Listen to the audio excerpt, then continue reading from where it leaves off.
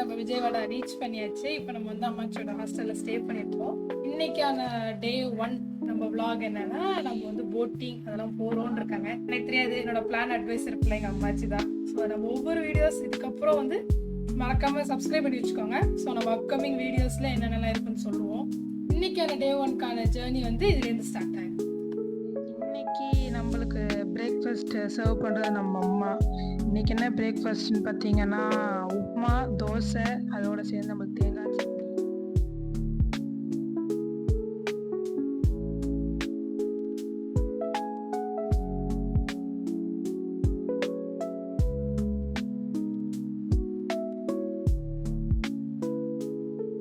போயிட்டு இருக்கோம். கொண்டப்பள்ளி இல்ல, கொண்டப்பள்ளி மலை.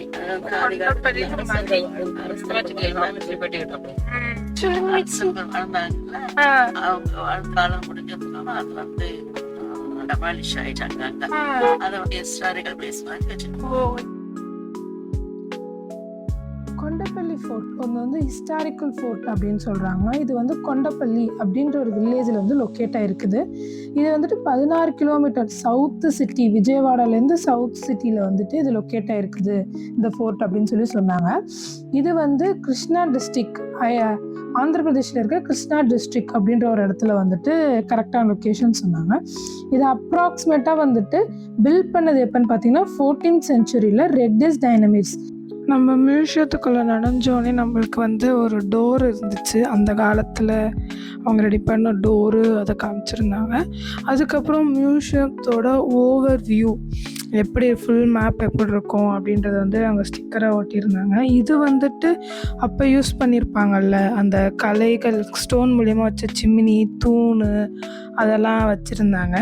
அப்புறம் விஜயகிரி எம்பையரை பற்றி, எப்படி கர்நாடகாவில் ஃபேமஸாக இருந்துச்சு, இது எப்போ இது பண்ணாங்க, 1336 வருஷத்தில் வந்து இதை வந்து கட்டினாங்க அப்படின்னு சொல்லி, முன்னாடி இருந்த ஃபோர்ட்டு இப்போ எப்படி இருக்குது ஃபோர்ட்டு, எத்தனை ஃபோர்ட்டு மொத்தமாக இருக்குது அப்படின்றதெல்லாம் பற்றி சொல்லியிருந்தாங்க.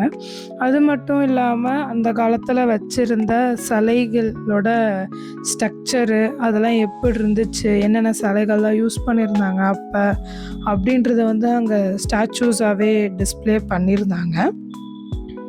டிஸ்ட்ராய் ஆகிறதுக்கு முன்னாடி ஃபோர்ட் எப்படி இருந்துச்சு அப்படின்றதையும், இப்போ ரீகன்ஸ்ட்ரக்ஷன் பண்ணோடனே ஃபோர்ட் இப்போ எப்படி இருக்குது அப்படின்றதையும் வந்து பிக்சர் வைஸ் டிஸ்பிளே பண்ணியிருந்தாங்க அந்த மியூசியத்தில். அப்புறம் வந்து அந்த வுட்டு யூஸ் பண்ணியிருந்த, அந்த இப்போ ரெனோவேஷனுக்கு யூஸ் பண்ணியிருந்த வுட்டு அங்கே வந்து சாம்பிள் ஃபீல் பண்ணுற மாதிரி சாம்பிள் மாதிரி வச்சுருந்தாங்க அங்கே டிஸ்பிளேயில். அப்புறம் இந்த வந்து கலைகள் அப்போ இருந்ததை வந்து அப்போ டிஸ்ட்ராய் ஆனதை ஃபோட்டோஸ்லாம் வச்சு இப்போ உள்ள ஆர்கிடெக்ட் யூஸ் பண்ணி இப்போ அழகழகாக குட்டி குட்டியாக ஸ்டாச்சூஸ்லாம் வந்து ரீக்ரியேட் பண்ணியிருந்தாங்க. இது எல்லாமே டிஸ்பிளேக்கு. இது எல்லாமே வந்து கொண்டப்பள்ளி அப்படின்ற டாய்ஸ், இது மாதிரி சொல்லியிருப்போம்ல, டாய்ஸ்லாம் வச்சுருக்காங்க அப்படின்னு சொல்லி, அதுதான் இந்த ஒவ்வொரு டாய்ஸும் கொண்டப்பள்ளி டாய்ஸ். அதுக்கப்புறம் வந்து நம்ம கொண்டப்பள்ளியோட ஃபுல் அவுட்டர் வியூ மேப் அப்படியே டிஸ்பிளே பண்ணியிருந்தாங்க. ஃபுல் வியூவே வந்து காமிச்சிருந்தாங்க. அப்புறம் வந்து இதில் இப்போ வந்து ரீகன்ஸ்ட்ரக்ஷன் பண்ணுறப்போ ஒரு மாடல் செஞ்சுருந்தாங்கல்ல, அந்த மாடலோட டிஸ்பிளே இது எல்லாம்.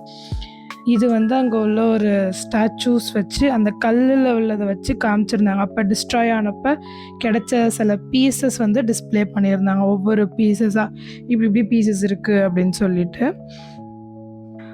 ராஜா யூஸ் பண்ண உட்காரத்திற்காக யூஸ் பண்ணியிருந்த அந்த ஒரு பிளேஸை வந்து இப்போ ஸ்மாலாக ரீக்ரியேட், அந்த டிஸ்ட்ராய் ஆனதுனால ஸ்மாலாக ரீக்ரியேட் பண்ணி டிஸ்பிளே பண்ணியிருந்தாங்க. அந்த ராஜா இந்த அரண்மனை எப்படி இருந்துச்சு, ஃபோர்ட்டில் எந்த இடத்துலலாம் உட்காந்து யூஸ் பண்ணுவாங்க அப்படின்றதெல்லாம் வச்சு டிஸ்பிளே பண்ணியிருந்தாங்க. அப்புறம் ஒவ்வொரு இங்கே வந்த ராஜாக்கள் அவங்களெல்லாம் பற்றி ஒவ்வொரு ஃபோட்டோஸ் போட்டு அவங்க எல்லோரும் டிஸ்பிளே பண்ணியிருந்தாங்க. இப்போ வந்து நம்ம வந்துட்டு ஓவர் வியூ பார்க்குறோம், மேலே எப்படி க்ரியேட் பண்ணியிருந்தாங்க அப்படின்றதெல்லாம் காமிச்சாங்க. சின்னதாக ஒரு கிளாஸில் பண்ணியிருந்தாங்க. இப்போ வந்து நம்ம மேலே போய் ஃபோர்ட் எப்படி இருக்குது அப்படின்றத பார்ப்போம். ஃபோர்ட்டில் வந்துட்டு என்ன ஃபுல்லாகவே வந்து ஸ்டோன்ஸ் மூலியமாக மாதிரி ரீக்ரியேட் பண்ணியிருந்தாங்க. மேலே ஏறுறதுக்கும் ஸ்டெப்ஸ் எல்லாம் வந்து இப்போ ரீகன்ஸ்ட்ரக்ஷன் பண்ணினதுனால ஈஸியாக இருந்துச்சு. ஸ்டெப்ஸ் ஒன்று சின்னதாக ஏறுறதுக்கு. மேலே போய் பார்த்தோம்னா ஃபோர்ட் இப்படி தான், ஏன்னா பாதி டிஸ்ட்ராய் தான் இருந்துச்சு. ஆனால் ஒவ்வொன்றும் வந்து நல்லா தூணாக கொஞ்சம் சேஃப்டி பர்பஸ்க்காக அங்கங்கே கிளாஸு அதெல்லாம் வச்சுருந்தாங்க. அதே மாதிரி சைட் ஃபேஸ் வழியாக போனோம்னா அங்கே வந்து சின்ன சின்ன ட்ரீஸ் அதெல்லாம் வச்சு ரெஸ்டிங் ஏரியா மாதிரிலாம் அங்கங்கே அழகாக இருந்துச்சு. ஸோ இதுதான் நம்ம கொண்டப்பள்ளியில் உள்ள ஃபோர்ட்டில் பார்த்த இன்ஃபர்மேஷன். ஸோ நெக்ஸ்ட் நம்ம வந்துட்டு எங்கே போகிறோன்னு போயிட்டு அந்த இடத்த பற்றி சொல்கிறோம். நம்ம இப்போ எங்கே இருக்கோம்னு பார்த்தீங்கன்னா பவானி ஐலாண்டுக்கு போகிறதுல போட்டில் இருக்கோம். இப்போ வந்து பவானி ஐலாண்டுக்கு வந்து எப்படின்னா, இது வந்து கிருஷ்ணா ரிவர் வந்து விஜயவாடாவில் அந்த ஸ்ட்ரீமில் இருக்குல்ல, அதுலேருந்து ஒரு நடுவில் இருக்க ஐலாண்ட் தான் அந்த பவானி ஐலாண்ட். இந்த பவானி ஐலாண்டு வந்து எப்படி ரொம்ப ஃபேமஸ் ஆச்சு அப்படின்னு பார்த்தோம்னா, இங்கே வந்து ஒரு டவர் இருந்துச்சு, டூரிஸ்ட் அட்ராக்டட் டவர் அப்படின்றது வந்து இருந்துச்சு. ஆனால் இப்போ நம்ம பார்த்தோம் அப்படின்னா காமிக்கிறேன், அது ரொம்ப டிஸ்ட்ராய் ஆகிருக்குது. இருந்தாலும் ஒரு ஃப்ளட்டில் வந்து இது எல்லாமே டிஸ்ட்ராய் ஆகிடுச்சு அப்படின்னு சொன்னாங்க. இதில் ஒரு ஹெவி ரெயின் விஜயவாடாவில் ரீசெண்டாக வந்ததுனால இந்த ஐலாண்டு ஃபுல்லாகவே வந்து என்ன சொல்கிறது, முன்னாடி இருந்ததோட இப்போ ரொம்ப டிஸ்ட்ராய் ஆகிடுச்சு. போனோம் அப்படின்னா என்ட்ரன்ஸ் அம்மாச்சி என்ன சொன்னாங்க அப்படின்னா, ஸ்டார்டிங்கில் வந்து இந்த ஐலாண்ட் பார்க்கும்போது அவ்வளோ அழகாக இருக்குமா, எந்த ஒரு குப்பை இல்லை எந்த ஒரு உடஞ்சிருக்குது அது எதுவுமே இருக்காதா. இங்கே உள்ளே வந்து ஒரு பீப்புள்ஸ் ரெசார்ட்லாம் இருக்குமா, இங்கே ஸ்டே பண்ணிக்கிற மாதிரிலாம் இருந்துச்சான். இப்போ ரீசெண்டான இது விஜயவாடா ஃப்ளட் மூலியமாக, விஜயவாடாவில் நடந்த ஹெவி ரெயின் மூலியமாக இந்த ஐலாண்டு இப்படி ஃபஸ்ட்டு பார்த்து இந்த லைன் தான் இருக்கிறதுலே பெரிய லைன் மாதிரி இருந்துச்சு. டவுன் ஹோம் இது வந்து ஒரு ரெசார்ட் மாதிரி தான். இதெல்லாம் நல்லா இருந்துச்சு. இதெல்லாம் அப்படியே சுற்றி பார்த்தோம். அது ஃபுல்லாகவே பார்க்கிங் ஏரியா மாதிரி தான், பார்க் மாதிரி நல்லா சுற்றி பார்க்குற இடம், நிறைய ஆக்டிவிட்டீஸ் அது எல்லாமே இருந்துச்சு. அதுக்கப்புறம் ஒரு பெரிய ஆக்டிவிட்டி என்னென்னா ஜெட் ரைடிங் இருந்துச்சு.